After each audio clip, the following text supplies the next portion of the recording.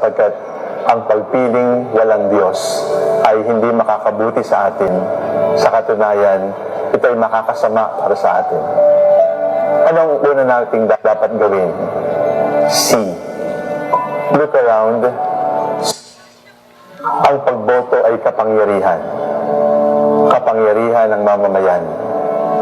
Ang pagboto ay banal sapagkat ang pagboto ay dapat nating gamitin bilang pagpapahayag ng kalooban ng Diyos para sa ating bayan. Ang pagboto ay pagpili. At sa ating pagpili, hindi natin maaaring ihiwalay ang Diyos sapagkat ang pagpiling walang Diyos ay hindi makakabuti sa atin. Sa katunayan, ito ay makakasama para sa atin. Anong una nating dapat gawin? C. Look around. See what is going on. Ano ang mga pinakamahalagang problema ng ating bansa? Nandiyan ang kahirapan, nandiyan ang korupsyon, nandiyan ang kamatayan, nandiyan ang karahasan, nandiyan ang kabastusan, nandiyan ang kasinungalingan.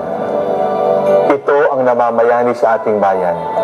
At kung tayo ipipili ng mamumuno sa atin, hanapin natin yung makatutulong upang yung kahirapan, yung korupsyon, yung kultura ng kamatayan, yung kultura ng kabastusan, yung kultura ng fake news at kasinungalingan ay baligtarin natin upang makabuti para sa ating bayan. Mga minamahal kong kapatid, pagkatapos ng C, ang susunod ay judge. Hilatisin natin. Hindi lang basta sabi ng survey. Hindi lang basta kilala ko na yung pangalan. Tatlong C ang tingnan natin. Una, commitment.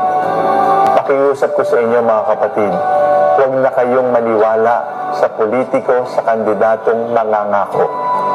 Ang tingnan na lang natin ay performance. Ang tingnan na lang natin, ano na ang nagawa nila sa bayan, kung sila man ay nasa gobyerno o wala sa gobyerno. Commitment. Maghanap tayo ng bayani mula sa ating mga kandidato. Yung bayan muna bago ang sarili. Pangalawa ay competence. Ang ibig sabihin po ng competence ay may kakayanan sapagkat hindi biro-biro ang mamuno ng bayan. Competence. Huwag po nating ipagkatiwala ang ating bansa sa mga taong walang malasakit at lalo na walang alam. Competence, ibig sabihin po, kung mambabatas, marunong gumawa ng batas. Ibig sabihin po, kung mayor o governor, alam ang tungkulin ito. Hindi yung mag-aaral pa, sapagkat kung pag-aaralan pa nila ang posisyon na kanilang tatanggapin mula sa atin, baka tayo ang maging biktima ng kanilang mga pagkakamali. Pangatlo po ay character. Ang isang maliit na janitor na nag-a-apply ng trabaho, hinihinga ng NBI clearance. Kailangan, wala siyang criminal record. Pakiusap po mga minamahal kong kapatid. Meron po mga kandidatong meron ng criminal record. Meron po mga kandidatong alam na natin ang ginawa laban sa bayan, laban sa batas.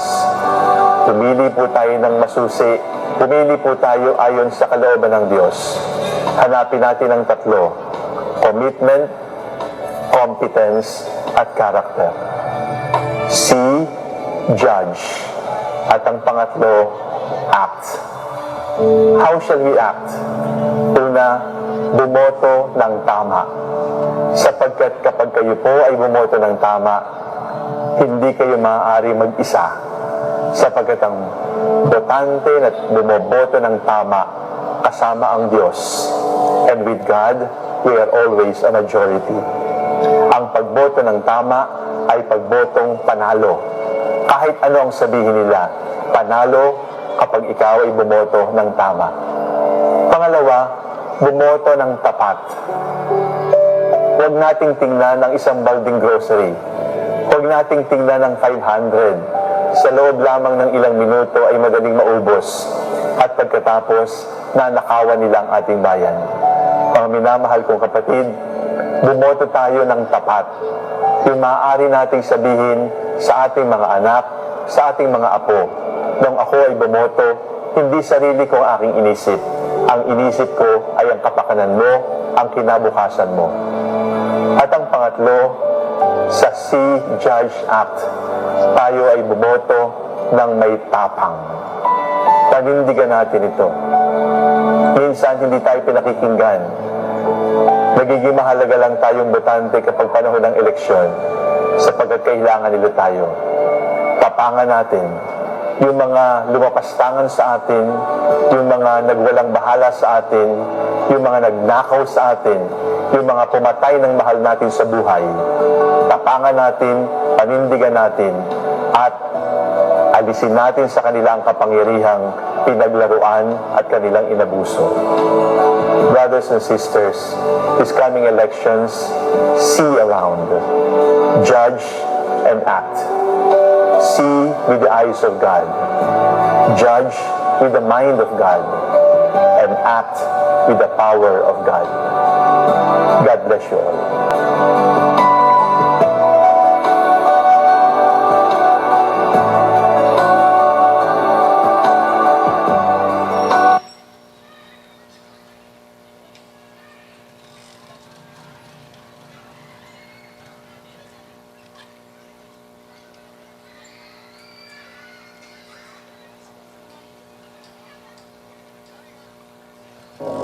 Ano po ang good vote? Ang good vote ay vote with God, vote inspired by God, vote that is prayed for. Ano naman po ang bad vote? Ano po ang masamang boto? Gamitin po natin ang ating pamantayang Kristiyano para malaman ano ang masamang boto, ano ang boto na hindi natin dapat gawin. Una, ang pagboto sa isang taong hindi kumikilala sa Diyos, nilalapastangan ng Diyos, inaalimura ang Diyos, pinagtatawanan ang karangalan ng Diyos. Ito po ay masamang boto. Pangalawa, ang pagboto po sa isang taong marumi ang bibig, madaling magmura, marumi ang bibig, madulas mangako. Mga kapatid, ito po ay masamang boto. Sapagkat kung marumi ang bibig, marahil ay marumi rin ang kalooban.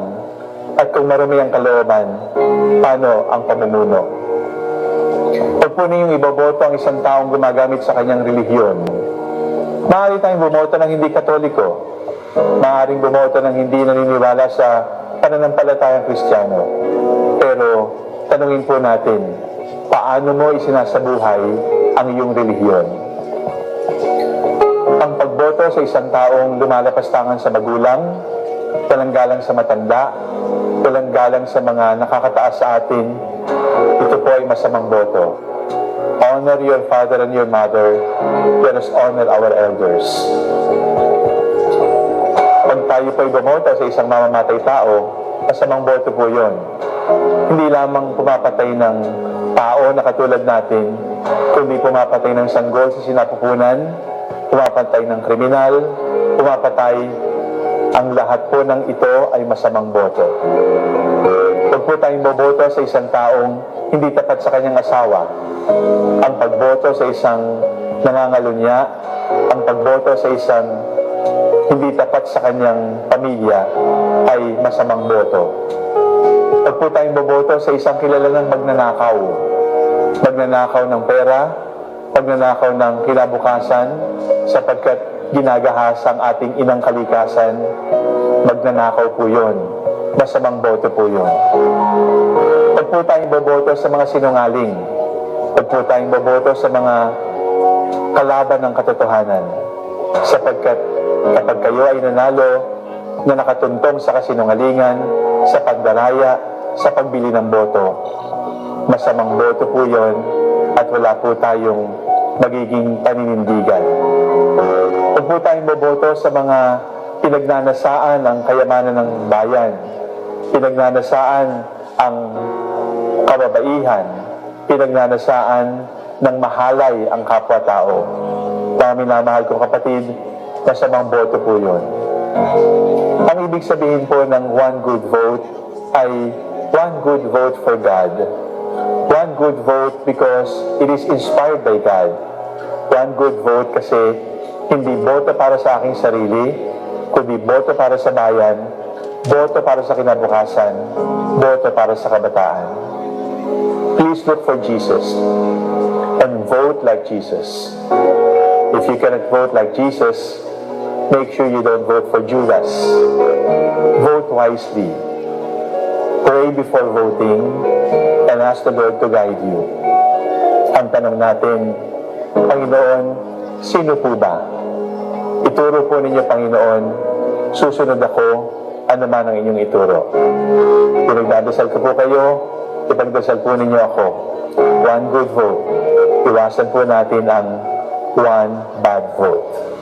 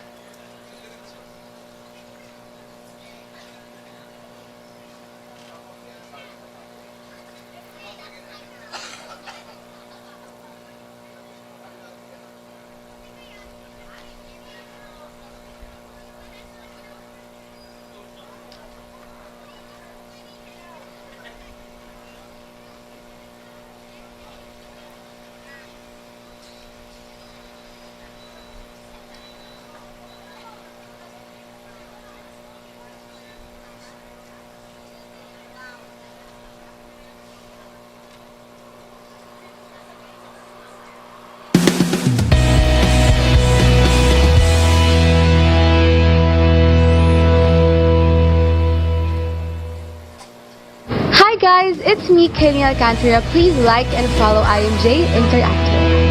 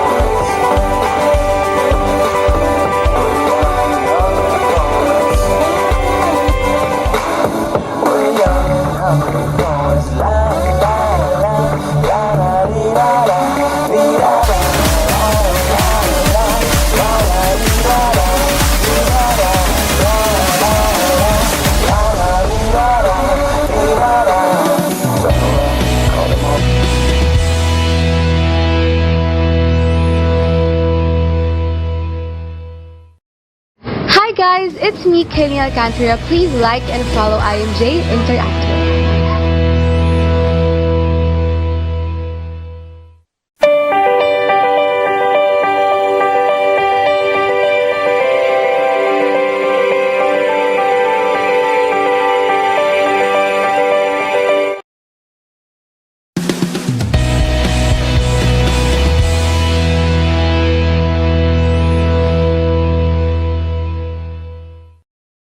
Hi guys, it's me, Kenya Alcantara. Please like and follow IMJ Interactive.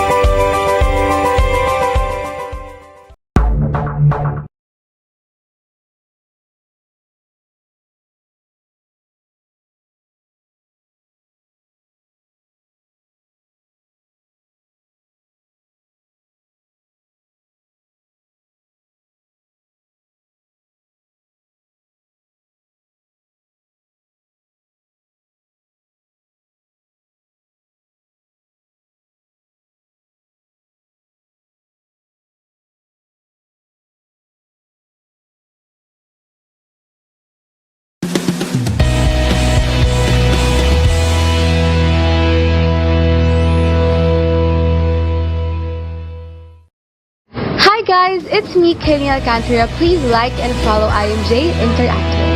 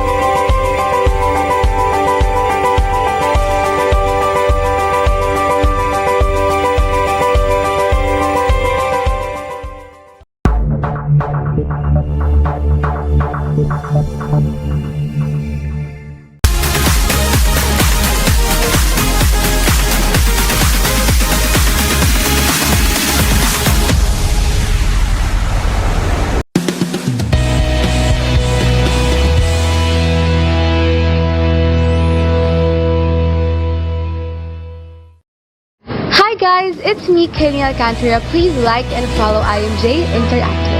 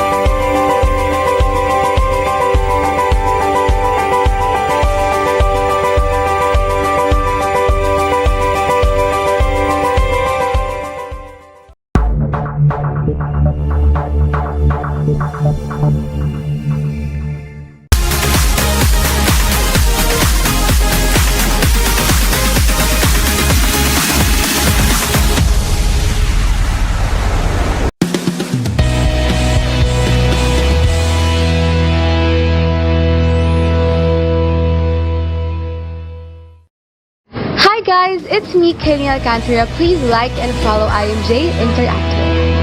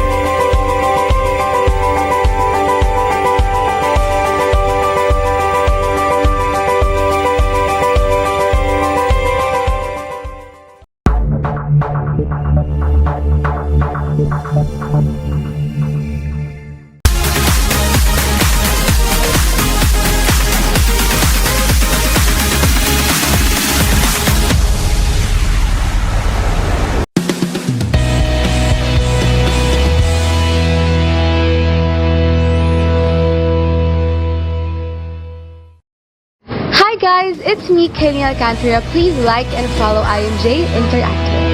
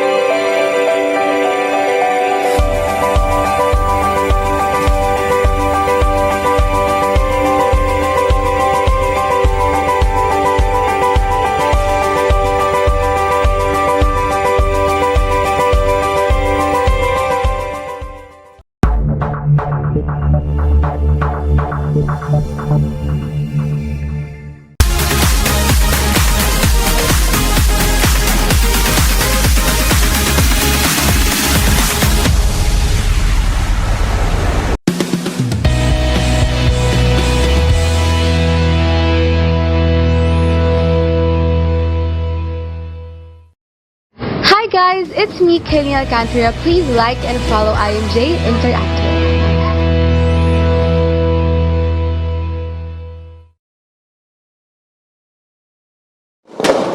Mga kandidato, mga kapareho ko taga Baao, to our panelists, to the members of the PPCRV,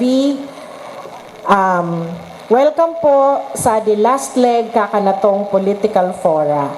So kung kuusad pong Aldo, ko 29, narungog ta so mga aspiring for municipal kagawad, an pong marurungog ta nga wanagabi na migpabisto, deklarar ka na kandang mga platform of governments, an pong vice mayors and mayors, okay, na nagkakandidato para sa ngawan na eleksyon.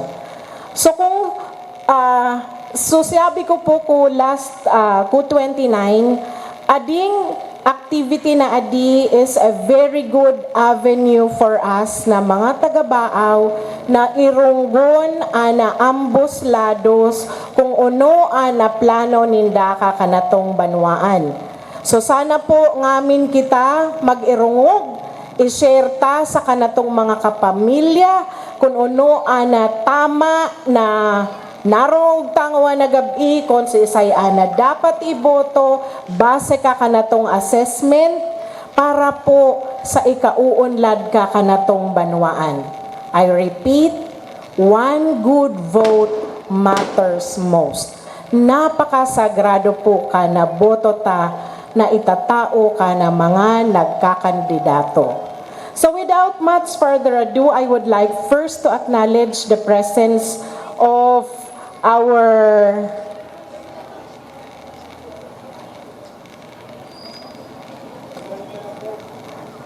acting election officer sa di kanatong banwaan. I'd like to acknowledge the presence of Mrs. Ria Matukad. Ma'am, good evening. Thank you for gracing our affair tonight. So, may I request everyone to please rise for the invocation and the singing of the Philippine National Anthem via audio-video presentation.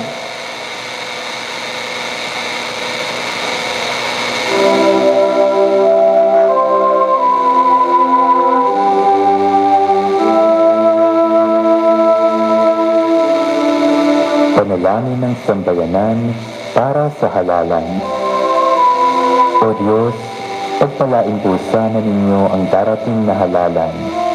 Naway ito na ang maging simula ng pagbangon ng aming bayan mula sa kahirapan. Patnubayan po sana ninyo ang aming isipan upang mapili namin ang mga karapat-dapat na mamuno sa aming bayan.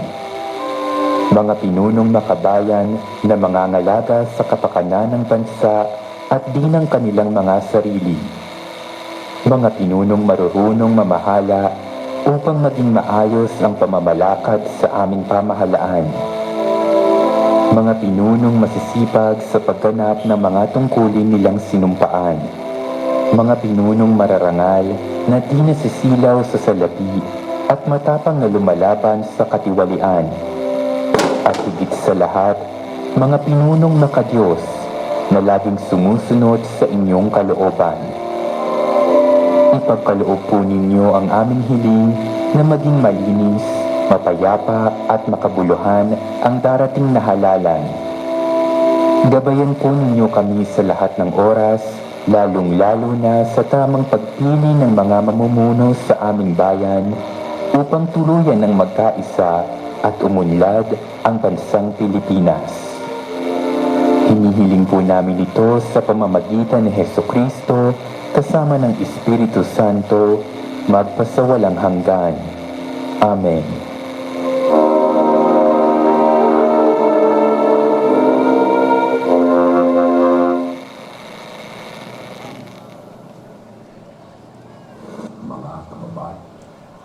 Bansang awit ng Pilipinas.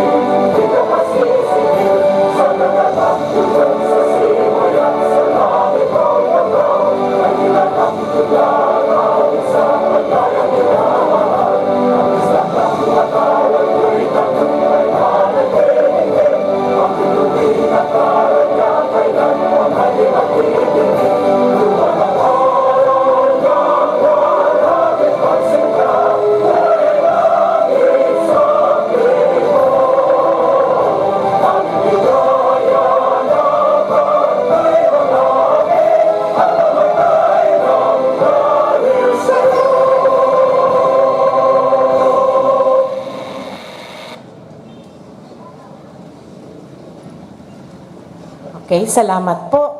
So, agko mga uulaan, umula, suoda, standing ovation po uli kita. So, I would like first to introduce to you the candidates for this coming May 13 election. For the Vice Mayoral candidates, we have Vice Mayor Norman P. Badiola. You can occupy the set. We have